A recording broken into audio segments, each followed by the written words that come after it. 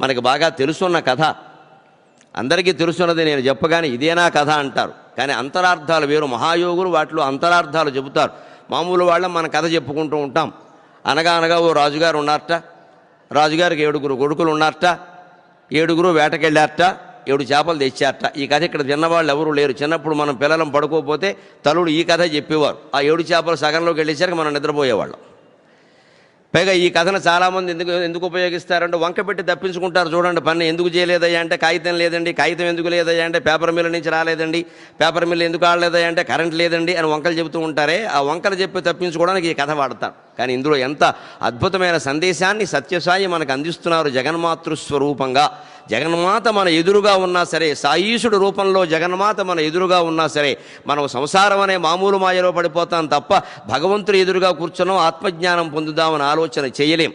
దానికి సూత్రప్రాయంగానే ఈ కథ చెప్పారు ఆయన. అనగా అనగా ఓ రాజుగారు ఉన్నారట. రాజుగారికి 7 కొడుకులు ఉన్నారట. అభ్యంతరం ఏం లేదు. 7 ఏమో 70 మంది ఉండేవారు. 7 కొడుకులు వేటకెళ్ళారట. అందుకు అభ్యంతరం లేదు. రాజులకి 2 పనులు, డబ్బులు ఉంటే వేట, డబ్బులు లేకపోతే దండయాత్ర. అందుకని వేటకెళ్ళారు, బాగానే ఉంది. సరే, వేటకెళ్ళిన వాళ్ళు ఏం చేశారట, 7 వెళ్ళి 7 చేపలు తెచ్చారట. 7 చేపలను ఎండబెట్టారట. అందులో 6 చేపలు ఎండేయట, 1 చేప ఎండలేదుట. చేప ఎందుకు ఎండలేదు అన్నారట. గడ్డిమేట అడ్డం వచ్చిందన్నారట. గడ్డిమేట ఎందుకు అడ్డం వచ్చావన్నారట. ఆవు మెయ్యలేదు అందుట. ఆవా ఎందుకు మెయ్యలేదు అన్నట్టు. గొల్లవాడు మేపలేదు అన్నట్టు. గొల్లవాడ ఎందుకు మేపలేదు అన్నట్ట. అమ్మ అన్నం పెట్టలేదు అన్నట్టు. అమ్మ ఎందుకు అన్నం పెట్టలేదు అన్నట్టు. పిల్లవాడు ఏడిచాడు అందుట. పిల్లవాడ ఎందుకు ఏడిచావు అన్నట్ట. చీమ కుట్టింది అన్నట్టు. చీమ ఎందుకు కుట్టావు అన్నట్ట. నా బంగారు పుట్టలో వేలు పెడితేనే కుట్టనా అందుట. అక్కడ అయిపోయింది కథ. ఇది శతాబ్దాల తరబడిగా మన ఇళ్లల్లో మన అమ్మలు పిల్లలకి చెబుతూనే ఉన్నాం మనం. దీంట్లో అత్యద్భుతమైన వేదాంత రహస్యం ఏమిటంటే, భారతీయమైన కథ ఏది కూడా కేవలం కాలక్షేపానికి చెప్పరు.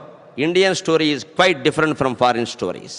దాంట్లో ఖచ్చితంగా స్పిరిచువాలిటీ, ఆత్మజ్ఞానం అనేది ఉండి తీరుతుంది తప్ప కేవలం నిద్రపోవడం కోసం, మేలుకొలపడం కోసం ఒక కథలు చెప్పరు ఈ దేశంలో. ఒక అపూర్వ ఆధ్యాత్మిక జ్ఞానాన్ని పిల్లలకి చాలా సాధారణమైన భాషలో ఆటల ద్వారా, పాటల ద్వారా, కథల ద్వారా అందించేటువంటి జాతి భారత జాతి. కథలో కీలకం తెలియాలంటే కథలో లోపం ఉంటుంది ఎక్కడో నిర్మాణంలో, అది పట్టుకుని లాగాలి. అప్పుడు కానీ విషయం తెలియదు. ఈ మాట ఇక్కడ ఏమిటి, 7 కొడుకులు అభ్యంతరం లేదు, వేటకెళ్ళడం అభ్యంతరంలా. కానీ వేటకెళ్ళిన రాజు కొడుకులు చేపలు తెస్తారండి? ఎక్కడైనా ఏ కథలోనైనా రాజు కొడుకులు వేటకెడితే చేపలు తెస్తారా? ఇందాక కూడా ఆవిడ ఒక కథ చెప్పారు, రాజుగారు వేటకెళ్ళారు, దారి తెప్పారని. అందుకని సాధారణంగా దారి తప్పితే అడవి పంది వేటలో దారి తప్పుతారు. లేదు, వేటకెళ్తే రాజుగారు చేపలు తేవడం పెట్టండి. ఏ రాజు కొడుకులైనా చేపలు తెస్తారా? చేపలు జాలర్లు తెస్తారు, బెస్తవాళ్ళు తెస్తారు. రాజు కొడుకులు వేటకెళ్ళి చేపలు తేవడం ఏమిటి? చేపలు తేరు. రాజుగారు వేటకెడితే సింహాన్ని తెస్తాడు, ఓ పులిని తెస్తాడు, ఓ లేడీని తెస్తాడు, లేదా ఓ మున్యాశ్రమానికి వెళ్ళి మొక్కలకి నీళ్లు పోసుకునే లేడీనేనా తెస్తాడు. కానీ చేపలు తేవడం ఏంటండి? రాజుగారు ఎప్పుడు చేపలు తేడు అసలు. కానీ కథలో రాజుగారు చేపలు తెచ్చారంటే కీలకం అక్కడ ఉందన్నమాట. తెచ్చినవి చేపలు కావు, అవి వేరే ఏదో విషయం, అపూర్వ ఆధ్యాత్మిక తత్వం మనకి చెప్పడం కోసం కథలో చేపలు అని పెట్టారు. ఇప్పుడు గమనించండి, 7 చేపలని ఎండబెట్టారట. అందులో 6 ఎండేయట, 1 ఎండలేదుట. అన్నీ సమానంగా ఎండబెట్టిన తర్వాత ఒక్క చేప ఎండకుండా, చేప ఉండేదంతా గడ్డిమేడ అడ్డం వస్తే చేప ఎండదు. చేప ఇంత ఉంటుంది, దానికి గడ్డిమేడ అడ్డంతో పని ఏమి లేదు ఎండడానికి, ఇంత ఉంటుంది అది. అందుకని కానీ అందులో కీలకం అన్నమాట. ఈ 7 చేపలు కావు. ఎండిన 6 వేరే, ఎండని 1 వేరే. ఎండిన 6 అరిషడ్వర్గాలు, కామ, క్రోధ, లోభ, మోహ, మద, మాత్సర్యాలనే చేపలు ఎప్పటికైనా ఎండతాయి. పర్వాలేదు, వాటిని అరికట్టుకోవచ్చు, నిగ్రహించుకోవచ్చు. 10 సార్లు పుట్టపర్తికి వచ్చి స్వామి సమాధిని దర్శించి ఆయన జ్ఞానబోధనని గుర్తు చేసుకుంటే కామాన్ని జయించవచ్చు, క్రోధాన్ని జయించవచ్చు, లోభాన్ని జయించవచ్చు, మోహాన్ని జయించవచ్చు, మదమాత్సర్యాలను జయించవచ్చు. కానీ ఎండని చేప ఏమిటి అంటే ఈ అరిషడ్వర్గాలన్నిటికీ మూలమైన మనస్సు, అది సంకల్పం, అది ఎండదు. అందుకని అది ఎప్పుడూ ఎండని చేప. అప్పుడు చేప ఎందుకు ఎండలేదు? గడ్డిమేట అడ్డం వచ్చింది. మనస్సా నువ్వు ఎందుకు ఎండలేదు, నువ్వు ఎందుకు నశించిపోలేదు? గడ్డిమేట అడ్డం వచ్చిందంటే అజ్ఞానం అడ్డం వచ్చింది నాయన అని అర్థం. అజ్ఞానం గడ్డిమేట అంత ఉంటుంది. ఆ దివ్యత్వాన్ని అందుకోవాలి. దానికి అడ్డం ఏమిటయా? గడ్డిమేటు అంటే అజ్ఞానం. ఈ అజ్ఞానం ఎంత ఉంది మనలో? గడ్డిమేట ఎంత ఉంది. ఇప్పుడు మళ్ళీ కథలోకి వెళ్ళండి. గడ్డిమేట ఎందుకు అడ్డం వచ్చావు? అజ్ఞానమా ఎందుకు ఇలా పేరుకుపోయావు? ఆవు మెయ్యలేదు. ఆవు జ్ఞానానికి సంకేతం. ఆవు మెయ్యలేదు అంటే జ్ఞానం మెయ్యలేదు, జ్ఞానం రాలేదు కాబట్టి అజ్ఞానం అలా ఉండిపోయింది. సూర్యుడు వస్తే చీకటి పోతుంది, కానీ చీకటి పోయాక సూర్యుడు రాడు. సూర్యుడు వస్తేనే పోతుంది చీకటి. ఈ చలికాలం మీరు గమనించండి, సూర్యుడు కొంచెం ఆలస్యంగా వస్తాడు. 5:30కు వచ్చేవాడు 6:30, ఒక్కోసారి 6:45, అంతవరకు చీకటి పోదు. చీకటి పోయాక సూర్యుడు నెమ్మదిగా మడిబట్ట కట్టుకుని బయలుదేరదామని రాడు.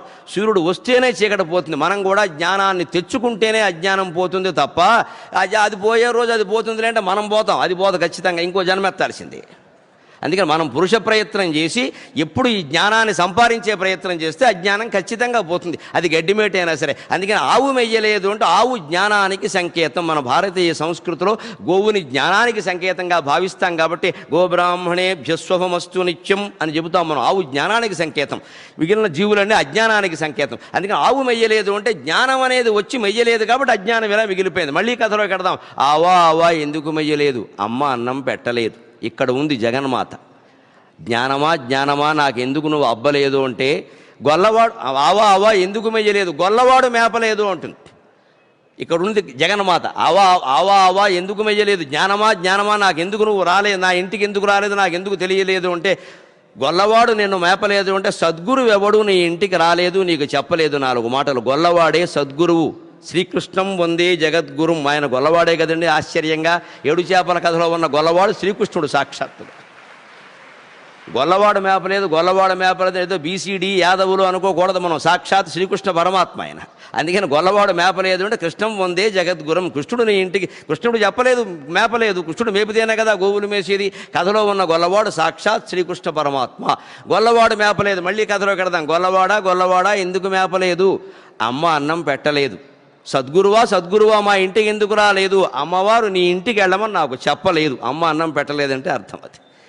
జగన్మాత ఏ భక్తుణ్ణి అనుగ్రహించదలుచుకుందో వాళ్ళ ఇంటికి ఆవిడ స్వయంగా వస్తుంది మరొక రూపంలో, లేదా ఒక సద్గురువుని పంపిస్తుంది, లేదా ఆ సద్గురువు దగ్గరికి వెళ్ళే అవకాశం నీకు కల్పిస్తుంది. ఇక్కడ అమ్మ అన్నం పెట్టలేదు అంటే జగన్మాత ఏ సద్గురువుని నీ ఇంటికి పంపలేదు, అందుకని నీ ఇంటికి రాలేదు. ఆవిడకి అనుగ్రహం కలగాలంటే ఆవిడని ఆరాధన చేయాలి మనం. దాన్నే సత్యసాయీశుడు జగన్మాతృస్వరూపం కాబట్టి కథలో కీలకం ద్వారా మనకి తెలియజేస్తున్నాను. మళ్ళీ కథలో కడదాం. అమ్మ ఎందుకు అన్నం పెట్టలేదు? పిల్లవాడు ఏడిచాడండి. పిల్లవాడు ఏడ్చాడంటే అర్థం, అమ్మ జగన్మాత మా ఇంటికి సద్గురువుని ఎందుకు పంపలేదమ్మా, నాకు జ్ఞానోపదేశం ఎందుకు చేయలేదు అంటే పిల్లవాడు ఏడ్చాడంటే వేరే పిల్లాడు ఒకడు నీకంటే ఎక్కువ ఏడుస్తున్నాడు రా, జ్ఞానం కోసం బాగా తాపత్రయపడిపోతున్నాడు ఆయన. నువ్వు ఇంకా ఊరికే కోరికలు తీరాలి, రోగాలు తగ్గాలి, బంగారం కావాలి, వెండి కావాలి, మా ఆవిడ నేను సుఖంగా ఉండాలి, మా పిల్లలకి మంచి ఉద్యోగాలు రావాలి, ఒకడు అమెరికాలో ఉండాలి, ఒకడు ఆస్ట్రేలియాలో ఉండాలి, నేను పోయినా సరే వాడు రావద్దు, ఇలాంటి కోరికలతో ఉన్నావు నువ్వు. ఈ కోరికలు ఉన్నంతకాలం దేవుడు దొరకండి ఆయన. పిల్లల్ని తీసుకెళ్ళి ఎకరాలు అమ్మేసాం, ఎంసెట్లు చేసాం, ఇంగ్లీష్ మీడియం చేసాం, ఇతర దేశాలు పంపించి ఇప్పుడు మనం వెళ్ళిపోయినా కూడా వాళ్ళు వస్తారని నమ్మకం ఏం లేదు. ఇంకా వాళ్ళ దగ్గరికి మనం వెళ్ళాం, మన దగ్గరికి వారు వెరస హళ్ళికి హళ్ళి సున్నకు సున్నా. ఎందుకు చేసాం ఇదంతా అంటే పని లేక చేసాం అంతే. అందుకని ఈ కోరికల కోసం మనం తాపత్రయపడినంతకాలం ఆత్మజ్ఞానం మనకి దొరకదు, భగవంతుడు మనకి లభ్యమయ్యే వస్తువే కాదు.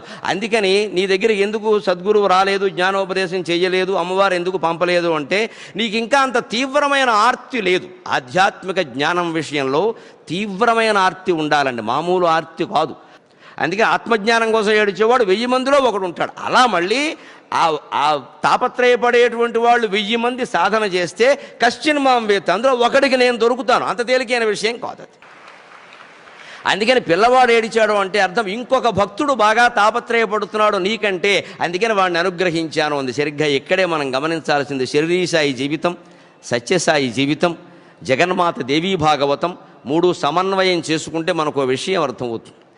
ఎవరు తీవ్రమైన తాపత్రయం పడతారో జగన్మాత వారినే అనుగ్రహిస్తుంది. సత్యసాయీశుడైనా అంతే. అందుకే సాయియే జగన్మాత. దానికి ఉదాహరణ ఏమిటి అంటే 1886 ఆగస్టు 13వ తేదీ రాత్రి షిరిడీ సాయి ఈ జీవితాన్ని విరమించాలి అని నిర్ణయించుకుని మహాల్సాపతి అనే తన భక్తుల్ని పిలిచి, నేను వెళ్ళిపోదలుచుకున్నాను, ఈ ప్రపంచంలో నేను ఉండదలుచుకోలేదు, ఏదో వాళ్ళ చిన్న చిన్న కోరికలు తీర్చడానికి నన్ను ఉపయోగించుకుంటున్నారు తప్ప ఎవరు జ్ఞానం చెప్పమని అడిగిన వాడు ఎవరు కనపట్లా, పైగా వీళ్ళ కారణంగా నేను అజ్ఞానంలోకి వెళ్ళిపోయేలా ఉంది అవకాశం. అందుకని మళ్ళీ నేను జ్ఞానం పొందడం కోసం ఇంకొక జన్మెత్తాలేమో, ఎందుకు వచ్చిన గొడవ, నేను వెళ్ళిపోతున్నానని సహజంగా భక్తులు బాధపడతారు. కాళ్ళ వేళ్లబడి ఏడిచాడు మహాల్సాపతి, తప్పదయ్యా నేను వెళ్ళిపోవాలని చెప్పి షిరిడీ సాయి ఒక్క మాట అంటాడు, అమ్మవారు అనుమతి ఇవ్వాలి కదా నేను పైకి వెళ్ళడానికి, ఇవ్వకుండా నేను వెళ్ళలేను, 3 రోజుల పాటు ఈ శరీరాన్ని ఇలాగే కాపాడు, ఆవిడ మళ్ళీ ఇక్కడ ఉండమని చెప్పిందా నేను వస్తాను, లేదా వెళ్ళిపోతాను. ఒకవేళ నేను రాకపోతే ఫలానా చోట దీనికి అంత్యక్రియలు సంస్కారాలు ఏం చేయాలో ఆయన పద్ధతి ప్రకారం ఆయన చెప్పించాడు. అక్కడ చెప్పాడు, నన్ను స్థలం కూడా చూపించాడు. చూపించి వెళ్ళిపోయాడు. మహాస్థాపతి ఒళ్ళో పెట్టు కూర్చున్నాడు స్వామి షిరిడీ సాయి శరీరాన్ని. అలా 3 రోజులు చూశాడు. అదృష్టం, ఆశ్చర్యం, అద్భుతం. 1886 ఆగస్టు 16వ తేదీ రాత్రి 3 గంటలకి షిరిడీ సాయికి తిరిగి ఊపిరి చలిపింది, శ్వాస ఆడింది, స్వామి పైకి లేచాడు. అందరూ అమందానంద కందడతో హృదయార విందులు అయిపోయారు. మొత్తం చుట్టూ ఉన్న వాళ్ళందరూ బ్రహ్మానందం బ్రహ్మానందం బాగానే ఉంది. అయినా మన అనుమానం మనకుంటుంది కదా, మన లెక్కే. అందుకని ఈ మహాలసాపతి అడిగాడు, స్వామి నువ్వు రావడం మాకు చాలా ఆనందం, కానీ వెళ్ళిపోతానని చెప్పావు కదా, మళ్ళీ వచ్చావేమిటి, ఎందుకు వెళ్ళావు అసలు అన్నాడు. వెంటనే ఆయన అన్నాడు, బెంగాల్లో ఒక భక్తుడు అపరిమితంగా తాపత్రయపడుతున్నాడయా, నేను అమ్మవారిలో కలిసిపోవాలి, జగన్మాతలో మహాకాళిలో నేను లీనమైపోవాలమ్మా, నేను ఈ లోకంలో ఉండలేనని తాపత్రయపడుతున్నాడు. అమ్మవారు ఆయనకు అవకాశం ఇచ్చింది, నన్ను ఇంకా ఈ లోకంలో ఇంకా ఉండమని చెప్పింది, అందుకని వచ్చాను అన్నాడు. సరిగ్గా మీరు రామకృష్ణ పరమహంస జీవిత చరిత్ర గమనించండి. 1886 ఆగస్టు 16 రాత్రి 1 గంటకి స్వామి పరమపదించాడు. అక్కడ 3 గంటలకు షిరిడీ సాయి తన శరీరంలో ప్రవేశించాడు. మహాయోగుల యొక్క జీవిత కథలు ఇలా ఉంటాయి. ఇంకో పిల్లవాడు బాగా ఏడుస్తున్నాడంటే అర్థం అది, ఇంకొక జీవి బాగా తాపత్రయపడుతున్నాడు జీవుడు దేవుళ్ళలో కలిసిపోవడానికి. ఈ జీవుడికి ఇంకా అంత తాపత్రయం లేదంటే ఆయనకున్నంత లేదు. అందుకని పిల్లవాడు గొల్లవాడా ఎందుకు మేపలేదు, అమ్మ అన్నం పెట్టలేదు, అమ్మ ఎందుకు అన్నం పెట్టలేదు, పిల్లవాడు ఏడిచాడు. పిల్లవాడా ఎందుకు ఏడిచావు అంటే చీమ కుట్టింది అన్నాడు. అంటే ఇంకో భక్తుడు ఎవడో ఏడుస్తున్నాడు బాగా నీకెందుకయ్యా అంత తాపత్రయం, మాకు లేని తాపత్రయం అంటే చీమ కుట్టింది. చీమ అంటే ఇక్కడ సంసారం నాయన, జీవితం. చీమ అంటే చిన్న చీమ కాదు, అది కుడితే అంతేం అవ్వదు, ఇది పెద్ద చీమ. సంసారం అనేది పెద్ద చీమ. అది కుట్టిన తర్వాత ఎలా ఉంటుంది అంటే ఇంకా ఒక్కొక్క శరీరంలో ఒక్కొక్క అవయవం వాపే తప్ప ఇంక బలుపే ఉండదు. ఇంకా వరసపెట్టి మొత్తం ఇలా దెబ్బ రొట్టెలా తయారవడమే. ఈ సంసారం అనే చీమ కుట్టింది. అప్పుడు మళ్ళీ చీమ అంటుంది, చీమ ఎందుకు కుట్టావు, నా బంగారు పుట్టలో వేలు పెడితేనే కుట్టనా అందట. అంటే సంసారమా మనిషిని ఎందుకింత బాధపడుతున్నావంటే ఇది మట్టి సంసారం రా, నువ్వు అనవసరంగా బంగారం అనుకుని ఇందులో వేలెట్టావు నాయన, నేను కుట్టకుండా ఎలా ఉంటాను అంది. ఖచ్చితంగా అందరికీ తెలుసు మనకి జీవితం మట్టి అని. మట్టిలోంచి పుట్టాం, మట్టిలో పెరిగాం, మట్టిలోంచి పుట్టినటువంటి ఆహారమే తింటూ ఉన్నాం, చివరికి మన తీసుకెళ్లి మట్టిలో కలిపేయాల్సింది, అనుమానం ఏంలా. మనందరివి మట్టి బతుకులే. కానీ మనం ఏమనుకున్నాం, my life is gold life అండి, my wife is gold wife అండి అని ఏవో కలలు కన్నాం అనవసరంగా. పైగా జీవితంలో అసలు జన్మ ఎత్తడమే ఒక మట్టి పుట్ట. సంసారం అనేది పెళ్లితో ప్రారంభం అనేది మన జీవితంతోనే ప్రారంభమైంది. ఈ జీవితం ప్రారంభం కావడమే ఒక మట్టి పుట్ట. అందుకే సంసారం అనే పుట్టలో ఇప్పటికే వేళ్ళు పెట్టాం కాబట్టి ఆ పెట్టిన వేలు తీసుకోవాలి. కానీ నా బంగారు పుట్టలో వేలు పెడితే నేను కుట్టనా అంది. చీమల పుట్టలు మీరు గమనించండి, ఎక్కడైనా మట్టి పుట్టలే ఉంటాయి, బంగారు పుట్టలు ఉండవు. చీమలు ఎప్పుడు మట్టి పుట్టలే పడతాయి, వాటికి బంగారం తెలియదు ఇంకా. అందుకని ఆ బంగారం, కానీ అది ఏమనుకుంటుంది, దాని పుట్టను అది బంగారం అనుకుంటుంది. మనం కూడా జీవితం మట్టి అయినప్పటికీ బంగారం అనుకుని వేలు పెట్టి, ఇప్పుడు పుట్టలో వేలు పెట్టాక ఏం చేయాలి, ఏ పుట్ట దగ్గరైనా చూడండి, వేలు పెట్టి చూడకండి, దూరంగా ఉండి చూడండి. ఒక వేలు పొరపాటుని పెట్టాం, ఏం చేయాలి, ఆ వేలు తీసుకోవాలి, అంతే కదా, ఇప్పుడు బయటపడతాం. అంతేగాని ఆ వేలు తీసుకోకుండా ఇంకో వేలు పెట్టి మొత్తం చెయ్యంతా పెట్టి పుట్టంతా కెలికావనుకో ఏమవుతుంది, ఆ లోపల ఎక్కడో మూల ఉంటుంది పాము. చీమలు పెట్టిన పుట్టలు పాములకిరవైన ఎట్లు అని వేమన సుమతి శతకంలో చెబుతారే. చీమల పుట్టలా పైకి కనిపిస్తాయి, కానీ కింద పాము ఉంటుంది, అది మూల ఎక్కడో పడుకుని ఉంటుంది, అది లోపల తల ముడుచుకుని పడుకుంటుంది. నువ్వు 1 వేలు పెట్టినప్పుడు దానికి ఏం తెలియదు, అది హాయిగా కరడగంటోంది. నువ్వు 2 వేలు పెట్టి 3 వేలు పెట్టి మొత్తం చెయ్యంతా పెట్టి కెలికిన తర్వాత పుట్ట గందరగోళమైంది, అది బయటకు వచ్చింది, బొసగొట్టింది. సరిగ్గా జీవితం అనే సర్పం ఇలాగే చేస్తుంది. అనవసరంగా 5 వేళ్ళు 6 వేళ్ళు చేతులు మూతులు పెట్టి కెలక్క జీవితాన్ని. ఉన్నదేదో చేసావు, ఇప్పటికి చేసింది చాలు, ఇక మీద చేయకుండా భగవంతుడిగా ఆధ్యాత్మిక జీవితాన్ని అంకితం చేసినట్టయితే అప్పుడు ఆ పెట్టిన 1 వేలు బయటకు తీసుకోగలం.